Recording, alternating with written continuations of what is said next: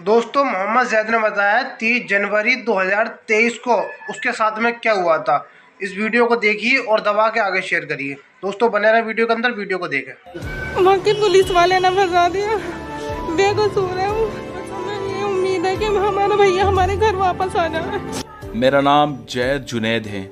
आज मेरी मौत की तारीख फिक्स हो गई।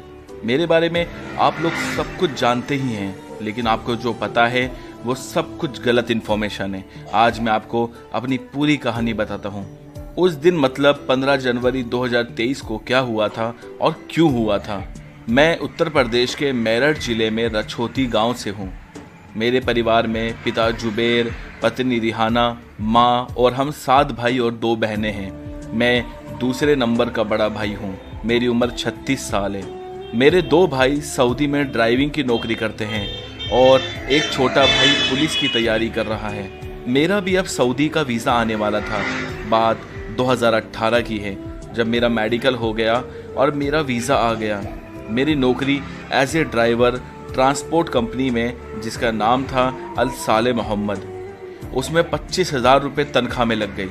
शुरू में सब कुछ अच्छा लगा, लेकिन इस तनख्वाह से गुजारा काफ़ी मुश्किल हो रहा था, तो मैंने कंपनी को चेंज कर लिया, जिस कंपनी का नाम था अल जाफ़र। उधर मुझे अच्छी सैलरी मिल रही थी और ओवर टाइम के साथ कभी कभी टिप भी मिल जाया करता था।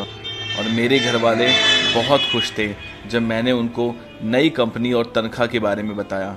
सब कुछ अच्छा चल रहा था, लेकिन शायद किस्मत में कुछ और ही लिखा था। एक दिन मेरी गाड़ी का एक्सीडेंट हो गया और गाड़ी बहुत ज़्यादा डैमेज हो गई।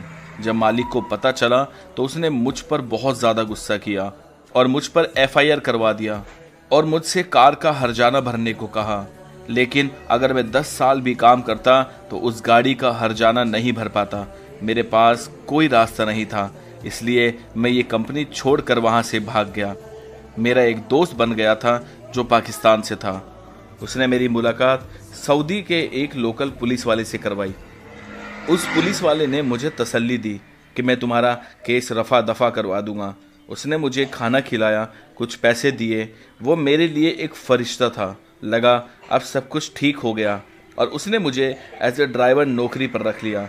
मुझे उसके बारे में कुछ पता नहीं था, सिवाय इसके कि वो एक पुलिस वाला है और वो मुझे कई बार अपने घर भी लेकर के गया था। मुझे काम करते करते करीब 1 साल हो गया था।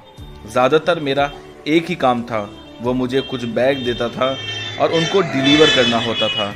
उन बैग्स में क्या होता था वो मुझे नहीं पता था, बस उसके मुझे अच्छे पैसे मिल रहे थे और उनका काम करना भी ज़रूरी था, क्योंकि उनके वजह से मैं बचा हुआ था और मेरे ऊपर एक पुलिस वाले अधिकारी का साया था। मुझे कई बार शक हुआ और इच्छा भी हुई बैग खोलने की, लेकिन लगा कि पुलिस वाला है, ये तो कुछ गलत नहीं करेगा, और कभी हिम्मत भी नहीं हुई। अब आया 15 जनवरी 2023। उन्होंने मुझे 2 नायलॉन के बैग दिए और एक एड्रेस दिया जहां मुझे इन 2 बैग्स को डिलीवर करना था। मैं घर से कुछ ही किलोमीटर निकला था।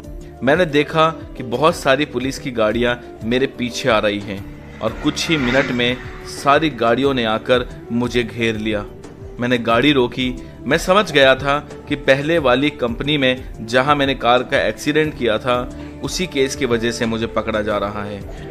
मुझे पुलिस वालों ने बाहर निकाला और जेब चेक किया। उसके बाद गाड़ी को चेक किया।